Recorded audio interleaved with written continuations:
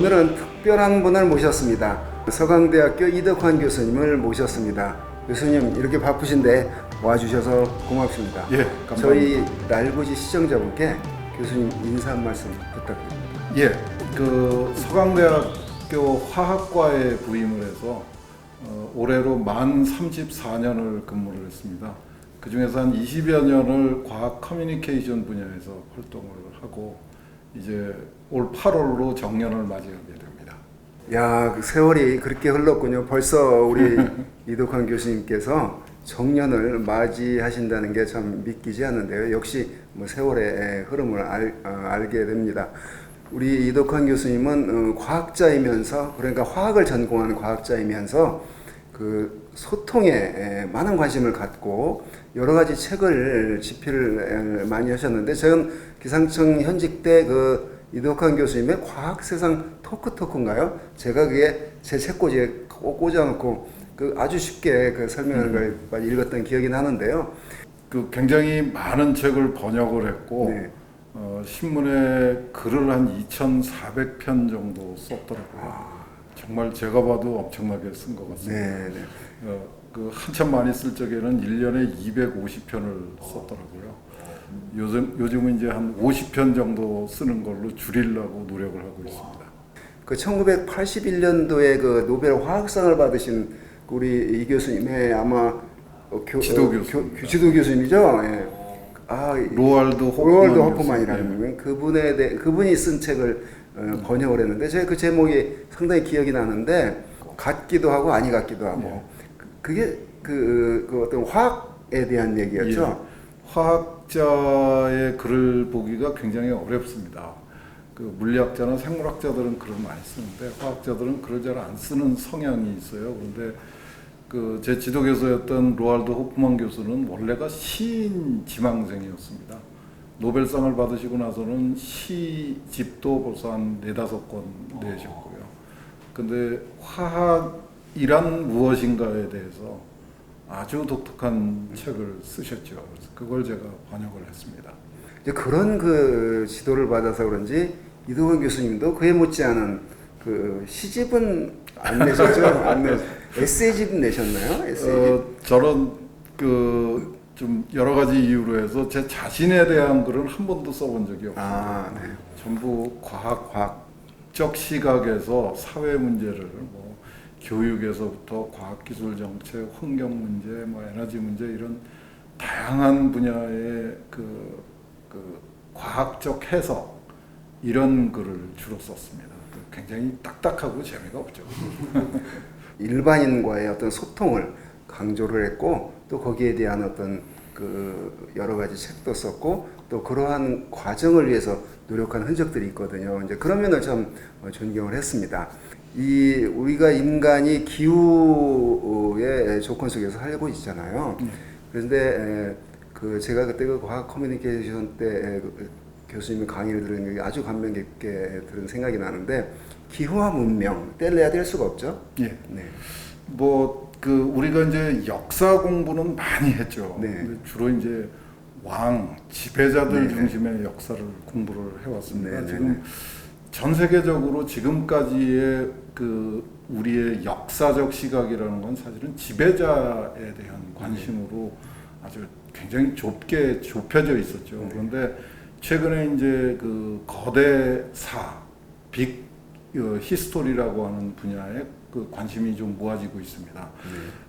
그 빅 히스토리의 핵심은 자연사하고 인간의 역사를 결합을 시키는 겁니다. 인간이란 어쩔 수 없이 자연 속에서 살아야지 되고 자연에서 주어진 조건이 인류의 역사에 엄청난 영향을 주는 거죠.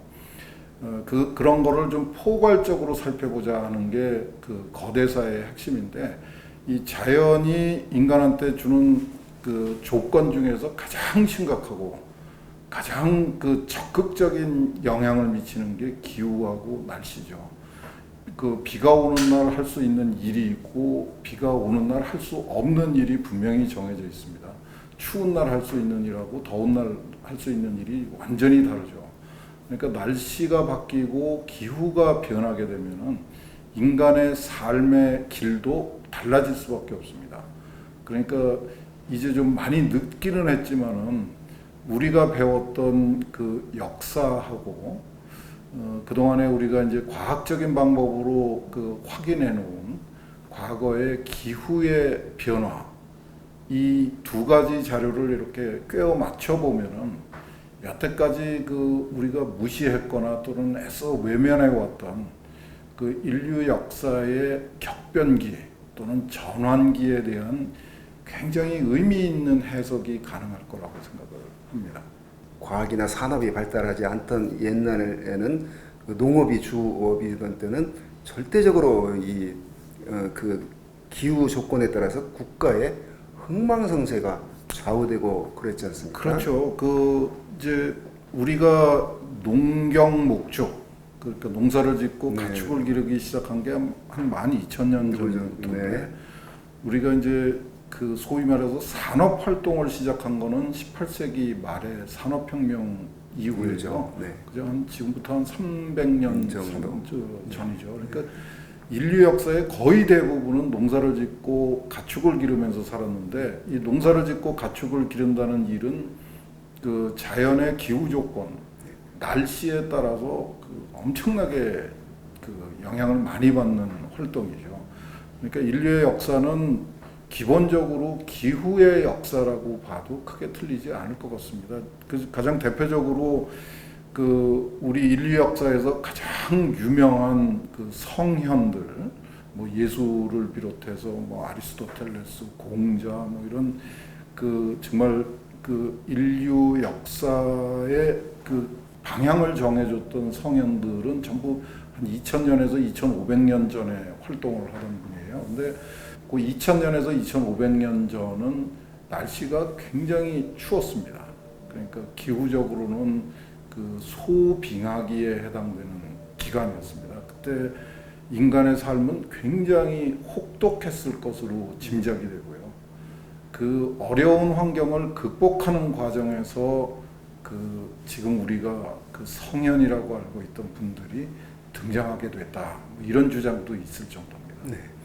그러니까 그런 고대부터 뭐 날씨는 인간으로 활동과 뗄래야 뗄 수가 없었는데 그때도 지금과 같은 방법은 아니지만 날씨를 뭐 지금 같은 예보 수준은 아니지만 날씨를 예측하고 뭐 점괘를 치거나 이런 방법들이 동원이 됐었죠, 그죠? 그렇죠. 그 과거에 이제 과학적인 일기예보 방법이 그 개발되기 전에는 사실은 날씨는 천기라고 그랬죠. 하늘의 그 비밀이었습니다. 날씨를 알아낸다는 것은 사실 불가능한 건데 결국은 예보를 할 수 없으니까 이제 간곡하게 그 구원을 요청을 했죠.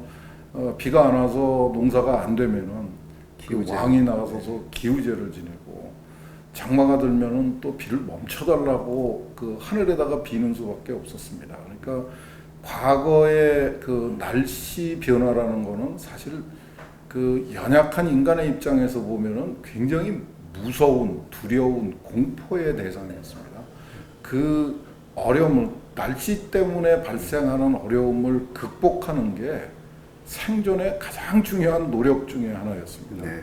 그러다가 이제 그 날씨를 어떤 방법으로든지 좀 체계적으로 정리를 하기 시작한 거는 한 150년 정도밖에 안 됐습니다. 그 전에는 사실은 그 일기예보라는 거는 하늘이 가지고 있는 비밀이었고 우리는 그저 그 테두리 안에서 어렵게 삶을 이어가야 됐던 정말 연약한 존재였습니다.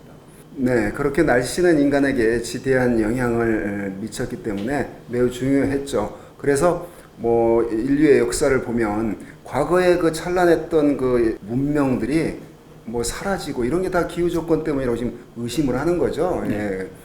그 다음에 이제 날씨와 전쟁 역사를 또 보면 뭐 2차 세계대전 때도 그러고 그 아주 우리 그 역사에 있는 중요한 그 날씨 소재가 있죠. 날씨를 삼국지에 나오는 네네. 적벽대전이라는 네네. 그 싸움이 있습니다. 네.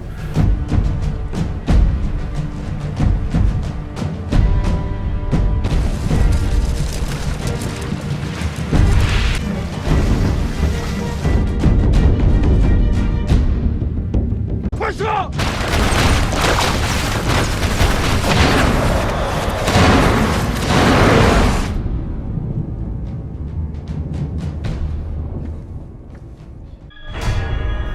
굉장히 많은 이야기를 함축하고 있는데요. 이제 이 적벽이라는 데 가가지고 싸움을 준비하던 제갈공명이 갑자기 제단을 높이 쌓고 그 위에 올라가서 기도를 하기 시작합니다. 근데 이제 어느 날 이제 기도를 며칠 하고 나니까 이제 동남풍이 불어가지고 그 화공을 해가지고 이제 승전을 하죠.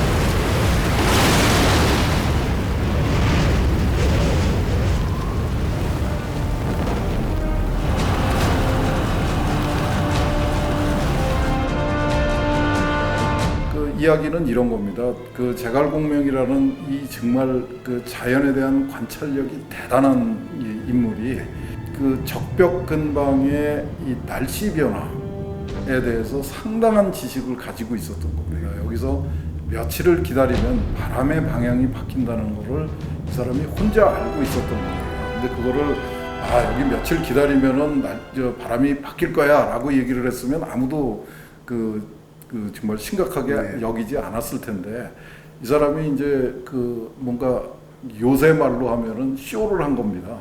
그 재단을 지어놓고 그 위에 올라가서 제 생각엔 그냥 낮잠 잤을 것 같은데 그 동남풍이 올 때까지 기다린 겁니다. 그러니까 예보가 아니라 이 날씨의 패턴을 가지고 그런 상황 변화가 있을 거라는 걸 예상을 하고 거기서 기다렸던 거죠. 이게 우리의 이 날씨 파악 능력의 한계를 보여주는 예입니다. 우리가 날씨를 적극적으로 바꿀 수 있는 방법 또는 날씨를 정확하게 알아낼 수 있는 방법은 없고 언젠가는 이런 변화가 일어날 거다 하는 정도의 수준이 우리가 날씨 변화에 대해서 알고 있던 거의 모든 지식이었던 셈이죠. 금방 그 말씀으로 하니까 우리 기상청의 흑역사 중에 하나인데요. 기상청 예보가 막 계속 틀렸어요. 5주 연속, 6주 연속 주말 예보 틀리니까 그때 제가 생각나는 청장님이 아마 우리 이 교수님 동기실 텐데 동기고요. 그러니까 이제 청와대에서 기상청에다 대고 외국에 저 2002년 월드컵 때 히딩크 같은 그런 사람을 좀 수배해서 데려와라 이렇게 청장한테 이제 오더를 줍니다. 그런데 그게 사람을 찾아도 없었거든요. 그래서 좀 시간을 늦춰지니까 그때 그 유명한 발언이 그겁니다. 제갈공명 적벽대전처럼 한국 사람 그 지역에서 있었던 한국 사람이 한국 예보를 더 잘하지 외국에서 무슨 데려온다고 뭐 저기다 이 얘기를 해가지고요. 그거 한 큰 파문이 났었는데 제갈공명 사례 들어 기상청장 항명 이런 제목으로 그때 났었는데 그 생각이 납니다.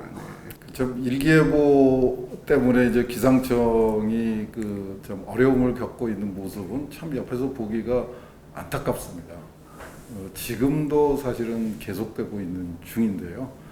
아까 말씀하신 2008년은 정치 지도자의 문제죠. 과학이 뭐고 예보가 뭔지에 대한 정말 상식 이하의 인식을 가지고 있어서 생긴 일인데 지금도 과학이 많이 발전했다고 그러지만은 일기예보는 아직도 상당한 부분이 불가능의 영역에 남아 있습니다.